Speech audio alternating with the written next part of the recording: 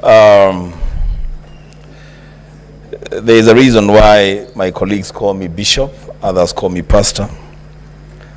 The Speaker, the book of Deuteronomy, chapter 19, from verse 18 to 19. It says that the judges shall inquire diligently, and if the witness is a false witness, and has accused his brother falsely, then you, the judges, shall do to him as he had meant to do to his brother. So you shall purge the evil from your midst. Mr. Speaker, I did not know that I would be a senator in Kenya at such a time as this, being called upon to judge between the National Assembly and the Deputy President of the Republic of Kenya through a motion brought here by one Honorable Mwengi Mutuse. But Mr. Speaker, here we are, and where duty calls, I will answer the call with courage and guided by a deep desire for that which is good for our nation.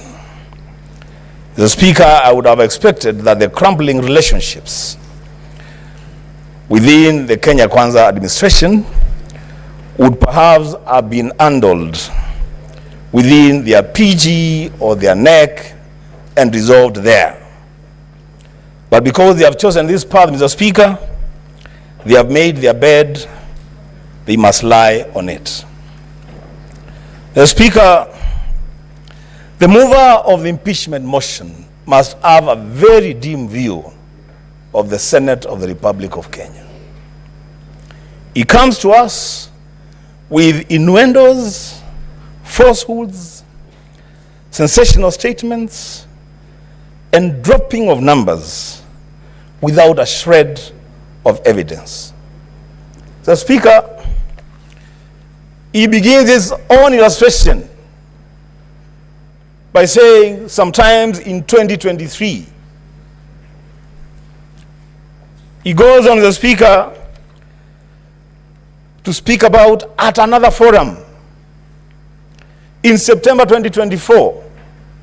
Mr. Speaker, we are debating an impeachment motion of the Deputy President of the Republic of Kenya.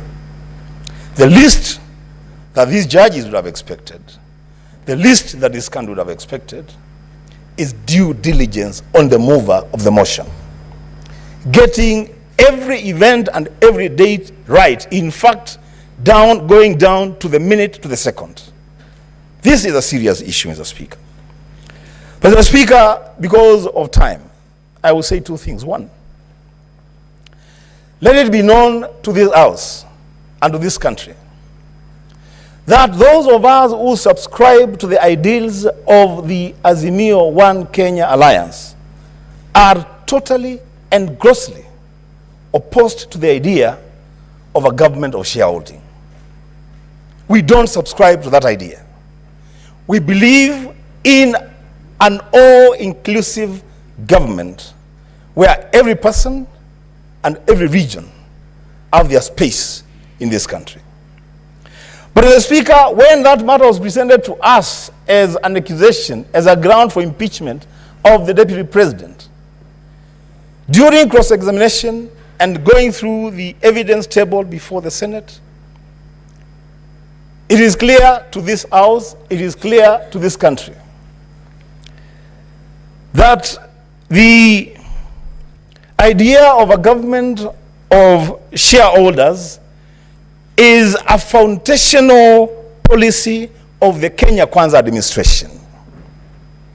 The signature for that policy is appended by none other than the party leader of that coalition, the President of the Republic of Kenya, the Speaker of the National Assembly, the Chief Cabinet Secretary, and Mr. Speaker, I would dare say, don't drag the Speaker of the Senate to this because he's not part of this. Mr. Speaker, you cannot punish the Deputy President, the principal assistant to the President, for undertaking the role of being the assistant to the president. He is just expounding on a policy that his boss has signed and made public. The Speaker, oh my goodness. The Speaker, lastly, if you allow me,